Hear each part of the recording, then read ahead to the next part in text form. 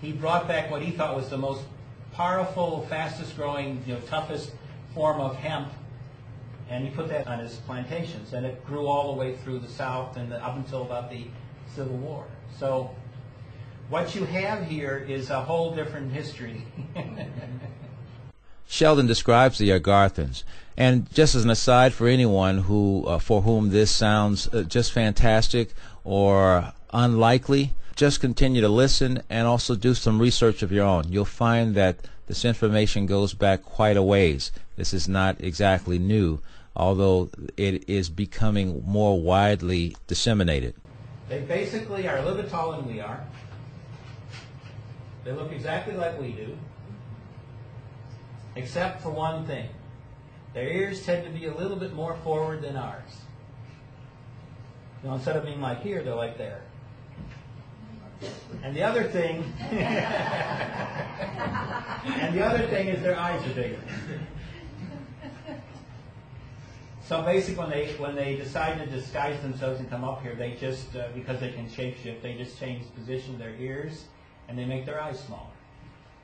Then you can't tell them apart whatsoever. And of course, they have been around here observing us for millennia. The Agarthans are Lemurians, and their ancestors hail from Lyra, Sirius, Andromeda, Centaurus, and the Pleiades. The Agarthans are superb healers and excellent diplomats. Their traditional ritual dress is similar to the Syrian gowns. The Agarthans add ritual tunics to this costume. Well, the Pleiadians look a lot like the Agarthans because they're basically a little bit bigger than we are. The average size Agarthan female is about 5'10" to 6'2". What? I'm sorry, go on. And then the average size, Pleiadian is about 6'2" to about 7 feet tall. Most of them 6'2" to about 6'6". But they look just like us. The difference is the proportions, which when they shapeshift, they have to change. They maintain the exact proportions as a person would be at 5'9", at 6.5 feet. We tend to, after about 5'9", start adding to our feet.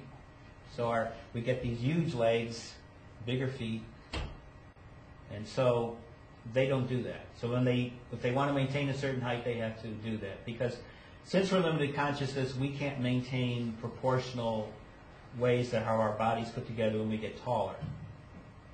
That's why they always talk about the larger person, about their leg room, etc. Because their legs get big.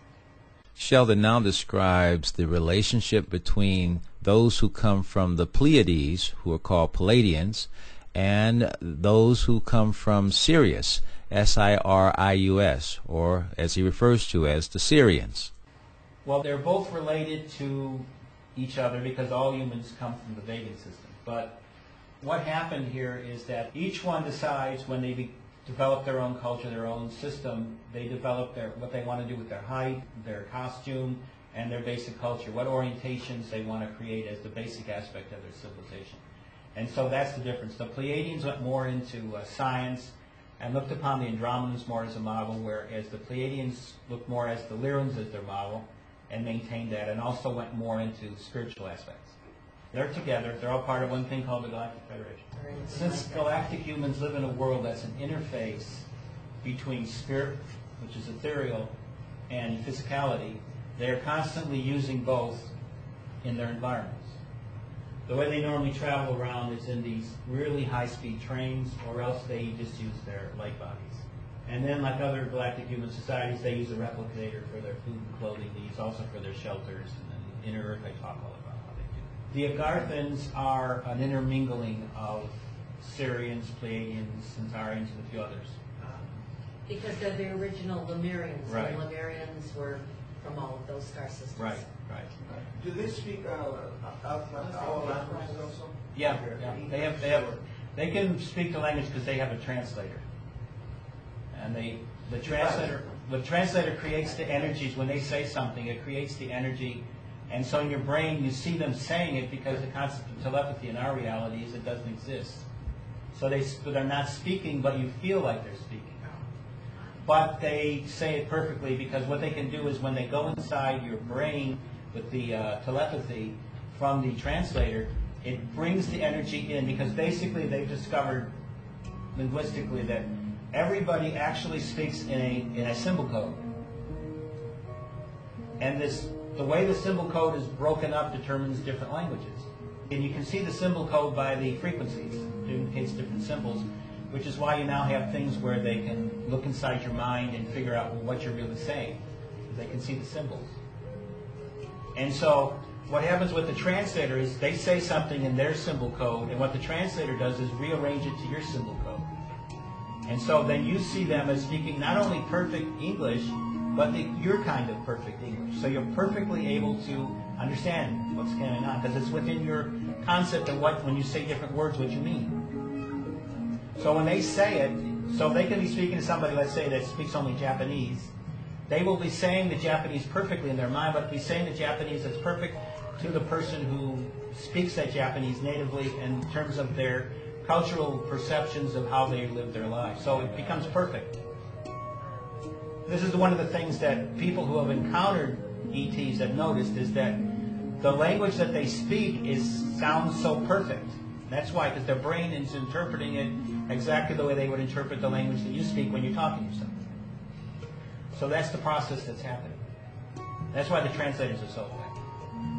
Translator means device. It's a little device, yeah. It's a little itty bitty circular thing. It's about like a disc. They wear it on their body. They may wear it on their belt. Some of them put it like a patch. It depends on where you're at. They want to be able to completely speak with that civilization in a way that they can communicate perfectly with the other person or the other group. So that's what the translator's job is. That's why it was invented. And they have other things, like they have devices that you can wear, a little rod thing, and you can walk through walls. It's like when you walk through a wall, it's like with this device on, it feels like there's this, you know how you have this funny chill sometimes down your back? It's like going from front to back. And at the end there's like this buzzsaw that it's fun. When I was a kid, I used to love they always used to tell me, stop doing that. When I was a kid, it's a new toy.